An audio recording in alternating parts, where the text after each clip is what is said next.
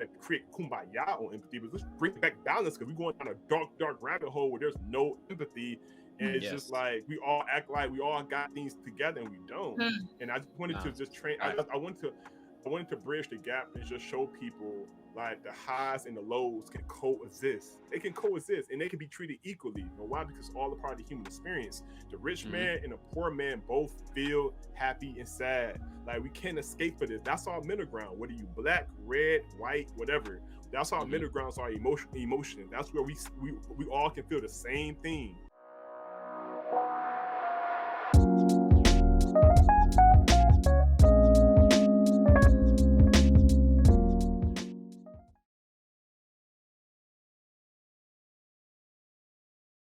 I think it was 7 years ago. Graduated Full Sail University with a bachelor's degree in digital art and design.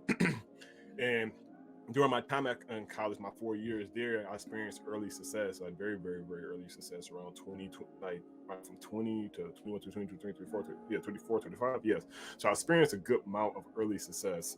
And to the point, like anything, whatever job, whatever field that you in, when you reach the what you believe the top of your field, you ask yourself, do I want to do this for another 5 to 10 years or I want to do something different? And for me, I wanted to do something different because the money success wasn't really feeding me. I don't, like, for me, just like you, RJ, I'm very purpose driven because I believe the two most important moments in your life is when you're born and when you realize why you're born. And I was searching for why I'm here because I didn't believe, I couldn't just accept just waking up, working for money and things like that, just that cycle. Like it got to be more to life than just that. So when my peers went left to go into the field of digital work, I decided to go right to find more purpose in my work. And during that 1 year journey, from 2014 to 2015, I hit a wall. And that wall was my family didn't understand. I'm jumping off the tradition. We are all black families. You know what you need to do. Go to college, get that degree, and get a job. They didn't understand what I was talking about purpose. It was like, what you talking about? What's this purpose you speaking in? What's this purpose you speaking of? Like, you better, like, do something with this, especially when you're on a high trajectory. I was on a high trajectory. Most people won't do what I did. I had everything was good set. Like, I have a valuable skill set. And I just walked away from it just because I don't know. I just never been money motivated, driven. I always been like, if I like it, I'll do for free and things. That's how I always was, and maybe that's how my mind was. And like I said, maybe because I got just like any black people, we get our delayed gratification, all that good stuff. We get our gratification, but sometimes we get delayed. So I experienced. So for the most part, I did a lot of free stuff up to that point when I started getting my just due and things like that. When I started getting my just due, it just didn't really do nothing because I was used to doing it for free. So that's why when I got the monetary gain, it didn't really change nothing within me. It was like, it didn't push me even more. Like, oh, okay, cool. That's what I always try to tell people. I always try to tell people. People always say money's the key to happiness and things like that. I'm not gonna say it's not. I'm just saying you get there yourself. So you figure out yourself. You get to the top, and then you will see it's not there. For me, it's not, and things like that. Once you have it for yourself, I can't really tell people, oh, it's not. Nope, you go up there yourself. You'll see for yourself. You'll see. Yeah. So it's like once you get it, once you got all what you, because success is relevant to everybody else. Whatever that is, you get, you will see it's not the key to happiness. You really got to have purpose to really just to find something more beyond yourself, beyond just money. It got to be more than just superficial stuff.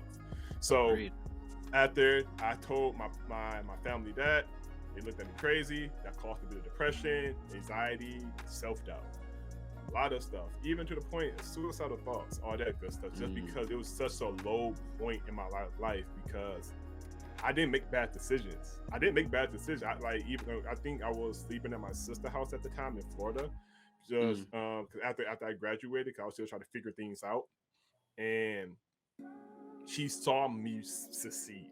She saw my rise, my 4-year journey, and she turned her back on me when I decided to switch. And I decided to just do something else different, and that's the hardest thing because I think that hurts more than failure. What hurts more than failure is when you realize that people who thought with you, and then when the ship is sinking, you realize you're going down board that boy by yourself. Now everybody got their lifeboats, everybody's just moving on. That's the most hurtful. Screw the failure. Anybody can deal with failure. Who cares? Who cares about the delay that can deal with that? What I can't deal with, the people you thought was here for you, leaving. That hurts. That's another level of hurt. You start re-examining all your whole circle, all the people around. Like, are you really here for me? And things like that. And that caused a bit of paranoia in my future. Like things like that. I still deal with it. Hey, are you really here? And things like that. All that good stuff. Because I saw like, okay, when everything's good, people are here. You have a lot of, like Proverbs said, the rich man have many friends, the poor man have no friends. So when everything go good, you have many friends. But when things go bad, you really go start who was really there for you. So correct. So when I had that moment, I was feeling how I felt. I went to express that online, and I stopped myself because the unwritten rules on social media says if it's not perfect, it's not wonderful, it's not entertainment, don't post it. And I didn't. And I asked myself, like, why? Like, why did I do? I'm sorry. Like I said, I have conversations with myself. I highly recommend everybody have healthy conversations with yourself. Sometimes that'll be the best conversations you can have. Is with yourself and things like that. That's called reflection, sir. Yo, there you go. We should all be doing it. Yes, I'm telling you though, they are, especially a good one, man. No man, they're very, very life changing. So I started asking myself, like, why is that? Because life's a series of peaks and valleys. Like we're gonna do this for the rest of our lives till we die. These constantly go ups and down. So why are we only praising? Why is this only showing highlight reels of all the made shots on social media and not the missed shots? And I knew at the time I didn't have the data, it wasn't sustainable. I just knew from a human perspective. Because I'm like, no, you can't hold all of this in. It's just like trash. If you leave trash in your house, the first day's not going to stink. The second day may not stink. The third day may not stink. But the fourth and fifth day is going to start stinking, all that good stuff, because you haven't got rid of it. You got to put it somewhere. You have to take it out. So once again, we have to be able to express ourselves and things like that. And sometimes it don't fix nothing, but it's a weight off our shoulder because we said it to someone and somebody, and they were able to receive it. So I just knew, I knew that the model of current social media wasn't sustainable. Just like McDonald's, they still a crappy burger, but if you eat that crappy burger for 10 years, you're going to have health problems. So same thing, we can look at social media today, even the data support my proof that even Gen Zers having adverse effects towards social media, causing depression, anxiety, and a feeling of isolation. And we're the most connected generation in history. In history, but we're the most disconnected emotionally. And that's when really empathy was born, because I realized, okay, cool, we need to change this problem. And for me personally, I told myself I wasn't going to have kids till I changed this, because the bullying I had back then, like I said, my story, I already know it's different now, because the bully don't stop. The bully used to stop at school. Now the bully from schooling, social media, it don't stop. And that can cause suicide. It just doesn't stop. There's not no buffer at all. And I can't even imagine what that is. I knew how it would make it. I knew it made me, like, drove me to this very sad place and things like that. So it's just seeing from that point of view, like, dude, this has to change, because this is not sustainable. And then it's just like how we not valuing each other as human beings and seeing each other as human beings. We losing too much of that empathy. I think that's the point. We losing empathy in our culture. That's why the app called empathy, because that's what it is. I try to bring back empathy. I'm not trying to create kumbaya on empathy, but let's bring back balance, because we're going down a dark rabbit hole where there's no empathy. And it's just like we all act like we all got things together, and we don't.